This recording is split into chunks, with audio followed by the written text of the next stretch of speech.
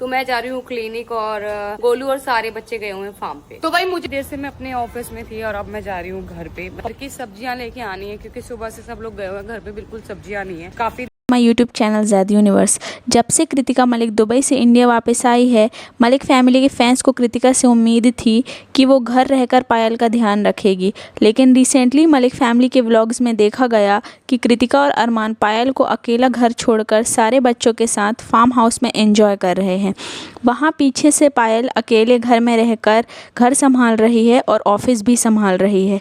अरमान मलिक की YouTube family का कहना है कि कृतिका दुबई से इसलिए आई थी कि पायल का मन उनके बिना नहीं लग रहा था, पायल उनको मिस कर रही थी। तो कृतिका जब इंडिया वापस आई तो उसे घर रहकर पायल का ख्याल रखना चाहिए था, ना कि बाहर अरमान के साथ घूमना चाहिए। यूट्यूब फैमिली अरमान पर भी बहुत ज़्यादा गुस्सा है। लोगों का कहना है कि अरमान ने कृतिका को पायल का ख्याल रखने के लिए नहीं बल्कि अपने लिए बुलाया है। अरमान को कृतिका के बिना इंडिया में अच्छा नहीं लग रहा था। अरमान पायल से ज़्यादा कृतिका से प्यार करता है।